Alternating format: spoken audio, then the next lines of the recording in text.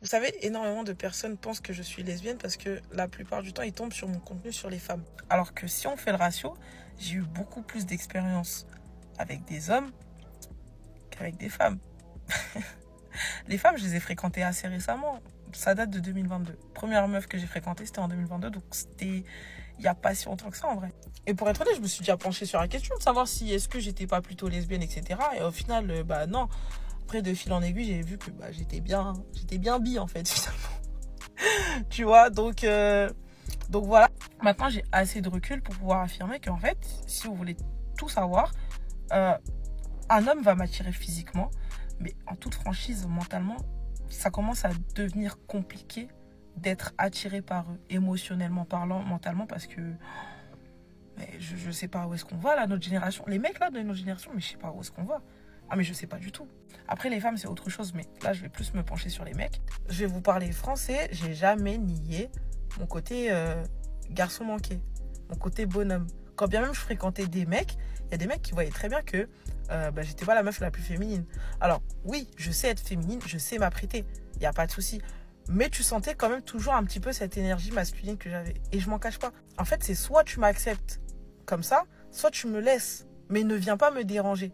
Et en fait, c'est avec ça que certains hommes avaient du mal, en fait. Sauf que les hommes, voilà, encore une fois, mentalement, on n'y est pas.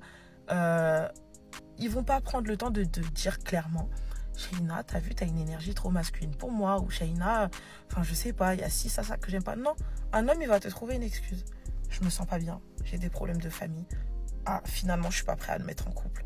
Ouais, mais entre-temps, moi, je me suis attachée. Entre-temps, t'as fait en sorte que je m'attache. Tu vois, moi, je vais toujours dire, je préfère que tu me dises les choses. Dis-moi les choses. T'as vu, même si ça fait mal sur le moment, ça va me faire mal sur le moment, mais je vais passer plus vite à autre chose parce que je connais la vraie raison et je sais que tu m'as pas menti. Mais tu t'es jamais posé la question de savoir pourquoi, si je te fréquente, mon énergie masculine prédomine. Est-ce que toi, ton énergie masculine est assez forte pour prendre le dessus sur la mienne? Là est la question, en fait.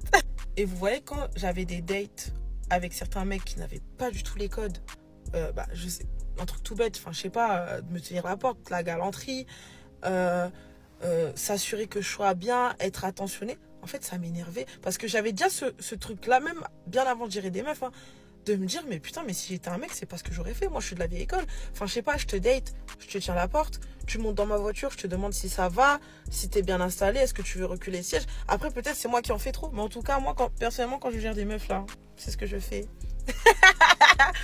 Et en fait, je me disais déjà, mais je vais pas apprendre à un mec comment se comporter avec une femme, comment me gérer. Enfin, sinon, c'est trop facile, en fait. Tu vois? Donc, ça m'énervait. Pareil, t'es en date avec un mec, c'est lui qui est venu te chercher, c'est lui qui a proposé. À la fin, on fait 50-50. Je suis pas une clocharde, je ramène toujours mon argent, mais à quelle heure? À quelle heure? C'est toi l'homme ou c'est pas toi l'homme? En fait, je comprends pas. Je comprends pas. En fait, si tu m'apportes pas en tant qu'homme la sécurité nécessaire physique et émotionnelle, comment tu veux que je me laisse faire, entre guillemets, en tant que femme? Comment tu veux que je te laisse ta place d'homme dans notre relation si, si clairement dans tes capacités, je doute que tu sois un homme, en fait. Tu vois ce que je veux dire? Que tu sois un homme capable. Et quand je parle d'homme capable, je parle pas d'aspect financier uniquement. Non, je parle d'homme capable émotionnellement parlant. Quelqu'un qui me rassure, quelqu'un qui me traite bien. Enfin voilà, je vous fais pas un dessin, en fait. Et tant que moi, j'ai pas cette sécurité-là, eh ben oui. Eh ben oui, ça passera pas avec les hommes. Eh ben oui, peut-être que ça va te déranger. Mon côté un peu trop garçon manqué, quoi. Messieurs, apprenez à reconnaître les combats qui ne valent pas la peine d'être menés. Dans cette vidéo, une femme explique qu'elle a une énergie masculine si forte qu'elle finit par gérer les situations comme un homme. Elle vous lance un défi, être assez puissant pour prendre le dessus sur elle. Mais posez-vous la question, pourquoi devriez-vous entrer en compétition avec la personne qui est censée être votre partenaire? Elle exige une sécurité totale, refuse le partage des frais et attend que vous deviniez ses codes de galanterie. C'est une posture de cliente exigeante, pas d'allié. Si vous devez constamment prouver que vous êtes assez homme pour elle, vous finirez par vous épuiser. Une relation ne devrait pas être un test de force permanent où vous devez dompter l'ego de l'autre pour obtenir un peu de respect. Votre temps et votre paix d'esprit sont vos ressources les plus précieuses. Ne les gaspillez pas à essayer de convaincre une femme qui a déjà décidé de porter le pantalon. Si elle veut être le leader, laissez-la diriger sa propre vie, mais ne soyez pas celui qui subventionne son besoin de contrôle. La vraie force d'un homme, aujourd'hui, c'est de savoir dire non à ces jeux de pouvoir inutiles. Concentrez-vous sur votre propre construction, loin de celle qui cherche un adversaire plutôt qu'un compagnon. Votre liberté commence là où vous arrêtez de vouloir prouver quoi que ce soit à ceux qui ne vous célèbrent pas. Dites-vous, il y a des filles, tu leur dis « Oh, elle, je la trouve trop belle ». Elles te disent « Ouais, mais c'est parce qu'elle est maquillée ». Vice, ma copine. Et alors, l'artifice n'embellit pas la laideur, elle ne peut servir que la beauté. C'est Charles Baudelaire qui l'a dit. Donc, il a raison. L'information me plaît, donc elle est vraie. Je crois le maquillage, ça fait de la magie ou quoi? La meuf, elle est belle, elle est maquillée, elle est belle, elle est belle. Il y a quoi? Pourquoi vous êtes des rageuses comme ça? Je comprends pas. Messieurs, observez bien cette rhétorique. Dans cette vidéo, une femme tente de vous convaincre que le maquillage n'est qu'un accessoire inoffensif, allant même jusqu'à citer de la poésie pour valider son masque. Elle se voile la face sur une vérité simple. Aujourd'hui, le maquillage n'est plus là pour servir la beauté, mais pour la simuler de toutes pièces. Elle traite de rageuse celle qui pointe du doigt l'artifice, car la vérité la dérange. Admettre que le maquillage peut transformer un visage banal en une illusion de perfection, c'est admettre que beaucoup de femmes mentent sur la marchandise dès le premier regard. Elles préfèrent s'enfermer dans le déni plutôt que de reconnaître que le choc du réveil est une réalité brutale pour beaucoup d'hommes. Ne vous laissez pas endormir par ces discours pseudo-intellectuels. Une femme qui a besoin de tant de justifications pour défendre son fond de teint est une femme qui a peur de ce qui se cache dessous. La vraie beauté n'a pas besoin de Baudelaire pour exister. Elle se suffit à elle-même. Apprenez à repérer celles qui utilisent l'artifice comme un bouclier contre leur propre insécurité. La vérité finit toujours par sortir du tube de rouge à lèvres, et ce jour-là, la poésie ne suffira plus à masquer la réalité. Je vais t'expliquer pourquoi je préfère l'homme en couple qu'à l'homme célibataire. Déjà, avec l'homme célibataire, il n'y a pas de jeu. C'est une relation qui restera tellement platonique, alors qu'avec un homme en couple, il y a cet interdit. Tout ce que j'aime, séduire l'inaccessible. Parce que tu sauras qu'il y a tellement de femmes vicieuses, qu'il y a aussi beaucoup d'hommes qui restent dans leur relation par sécurité, parce qu'ils ont peur de tout recommencer. Le fait que quand ils sont en couple depuis des années, il y a la sécurité de la maison, de la famille, des enfants. Il y a beaucoup de femmes qui aiment jouer avec le lien affectif, ou si l'homme part de la maison, elle est là à lui dire, si tu pars, tu ne reverras plus tes enfants. Et c'est bien connu. Et moi, ces hommes-là, je suis là pour leur prouver qu'ils peuvent trouver le bonheur ailleurs, et je leur apporte un petit peu de bonheur. Messieurs, méfiez-vous des discours qui caressent votre ego, dans le sens du poil. Dans cette vidéo, une femme explique pourquoi elle ne cible que les hommes déjà engagés. Pour elle, le célibataire est platonique, sans saveur. Ce qu'elle cherche, c'est l'interdit, le frisson de voler ce qui appartient à une autre. Mais regardez bien comment elle emballe son venin. Elle prétend être là pour votre bonheur. Elle utilise vos peurs les plus profondes, la peur de perdre vos enfants, la routine du foyer, la sécurité étouffante pour se présenter comme une issue de secours. Elle appelle ça apporter un peu de chocolat, mais c'est un poison lent. Une femme qui ne vous respecte pas assez pour respecter votre engagement ne vous aimera jamais pour qui vous êtes. Elle aime seulement le pouvoir qu'elle a de vous faire trahir vos valeurs. Ne vous laissez pas berner par cette fausse compassion. Briser une famille n'est jamais un acte de charité. Un homme de valeur règle ses problèmes de couple en face. Il ne cherche pas de réconfort chez une prédatrice qui se nourrit du chaos des autres. Restez lucide. Le chocolat qu'elle vous offre aujourd'hui sera votre amertume de demain. La première connasse à avoir fait croire à la population que c'est le sport qui lui a donné score, c'est elle. La plus grande scameuse des réseaux sociaux, c'est elle. Le moment où en fait le BBL n'était pas utilisé comme outil de marketing au niveau du sport. Bérénice Burgos. Cette connasse, en fait, je vous explique. on avait déjà Nicki Minaj qui était arrivé avec ses grosses fesses là. Mais on s'est pas dit, oh vas-y, BBL, pas BBL. Tu sais, l'homme africain, dans sa tête, parfois il se dit, oh ça peut être naturel. Oh. Moi je connais ça chez moi, dans mon pays, c'est ça. Tu vois, l'homme africain, il réfléchit comme ça. On a vu Nicki Minaj, on s'est dit, bon, c'est vrai qu'elle a rajouté. Mais elle est arrivée. On ne savait pas quel âge elle avait. Jusqu'à présent, on peut hésiter sur son âge. Tu vois Bérénice et sa fille, tu te dis, mais en fait, il y a quiproquo. Hein? Il y a quiproquo. En fait, il y a eu Kim Kardashian qui est arrivée. Il y a eu les Nicki Minaj et tout. Mais elle, quand elle est venue nous dire que ça, c'était le sport qui a donné ça.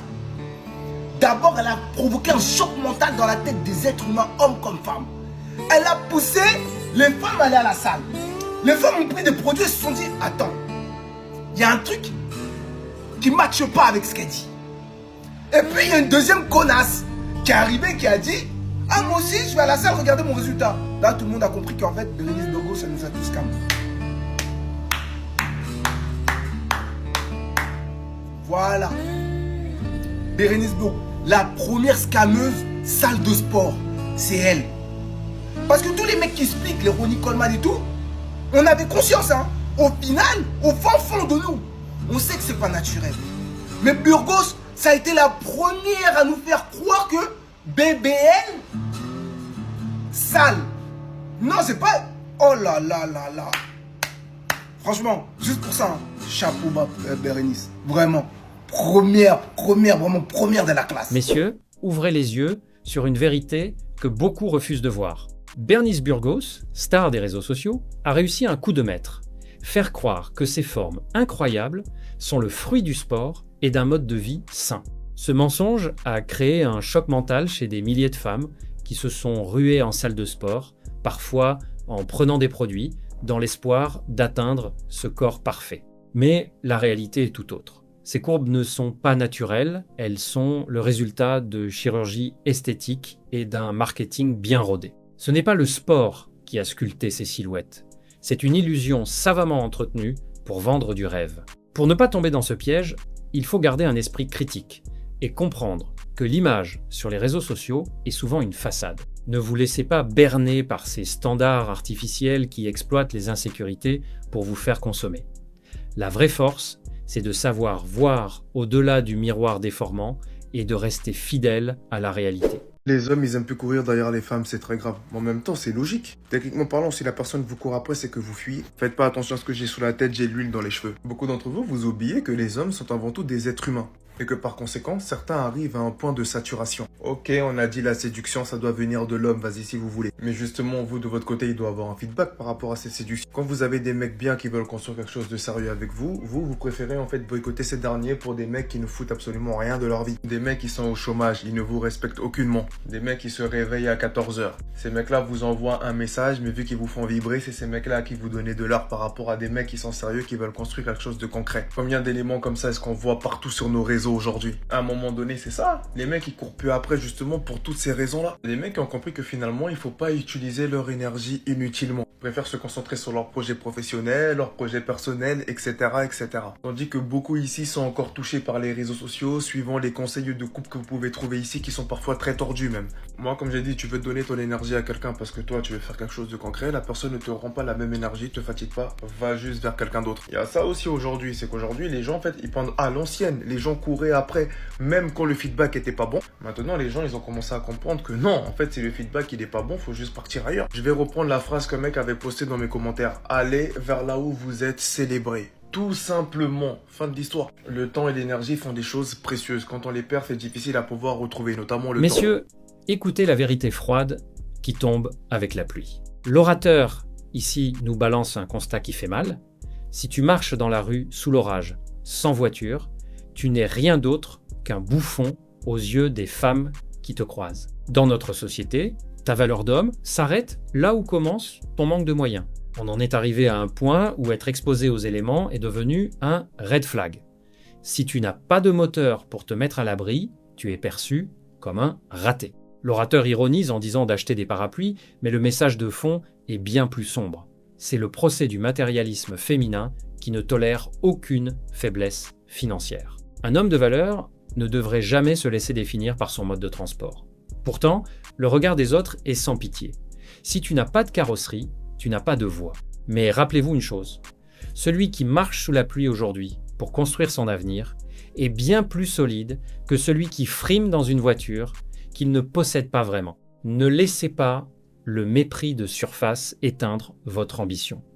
Si elles vous voient comme des bouffons parce que vous vous mouillez, laissez-les attendre leur chauffeur. Votre dignité ne dépend pas d'un parapluie, mais de votre capacité à avancer, même quand le ciel vous tombe sur la tête. Les gars, il pleut, j'ai pas de parapluie. En tout cas, je suis pas un red flag. Mais je suis sûr que si une raclée me voit, elle va quand même se dire que je suis un bouffon. Parce que je marche dans la rue comme ça, sous la pluie, et j'ai pas de voiture. Donc c'est soit je suis un red flag et je prends un parapluie, soit je suis un red flag parce que je marche et j'ai pas de voiture. Achetez des parapluies, les gars. Messieurs, il est temps de réaliser que le monde a changé. L'orateur le dit sans détour. Les hommes ont arrêté de courir derrière les femmes. Et c'est une question de survie. Pourquoi s'épuiser à séduire des femmes qui boycottent les hommes sérieux pour courir après des types qui ne foutent rien de leur vie et qui les méprisent ? Votre énergie et votre temps sont vos actifs les plus précieux. Si vous essayez de construire quelque chose de concret et que vous ne recevez aucun feedback, ne forcez pas. Ne soyez pas celui qui mendie de l'attention. Un homme de valeur se concentre sur ses projets, sa carrière et son propre développement. La règle d'or est simple. Allez là où vous êtes célébré, pas là où vous êtes toléré. Si elle préfère vibrer pour un mec qui se réveille à 14h, laissez-la. Ne perdez pas votre force à essayer de convaincre quelqu'un qui ne voit pas votre valeur. Le retrait est votre plus grand pouvoir. En reprenant votre énergie, vous reprenez votre dignité. Fin de l'histoire. Concentrez-vous sur vous-même et laissez le chaos à celles qui le choisissent. Bon, je décide de faire mon comeback sur un site de rencontre, Hinge pour ceux qui connaissent, et je tombe sur ça. Ma plus grande force, c'est que je n'ai pas besoin d'hommes dans ma vie. Mais qu'est-ce que tu fous là ? Qu'est-ce que tu fous là ? Un site de rencontre, non, c'est pour faire des rencontres. Donc tu vas potentiellement rencontrer des hommes. Mais t'as pas besoin d'hommes dans ta vie. Alors qu'est-ce que tu fous là ? Oh, moi si ton profil, là, on m'a suggéré ton profil, c'est que... Mais... ça m'a déjà fatigué. Je crois que je vais resupprimer ça très rapidement. Ça m'a déjà fatigué. Et ça, je vous dis, elles n'ont pas besoin d'hommes, hein. Mais qu'est-ce qu'elles aiment le Bangala? Et moi, je suis là que pour vous dire la vérité.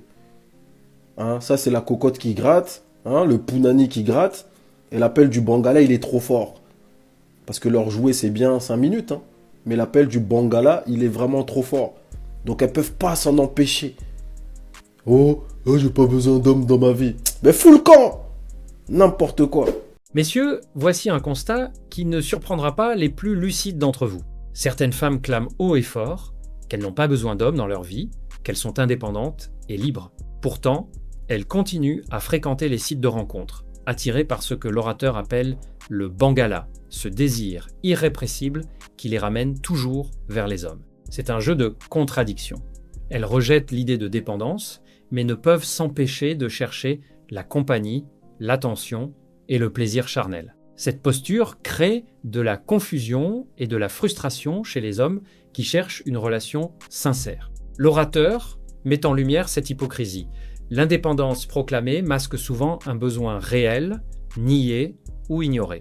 Comprendre ce paradoxe est essentiel pour ne pas se laisser piéger par des discours qui sonnent bien, mais qui cachent une réalité bien différente. Restez lucide et ne perdez pas votre temps à courir après des illusions.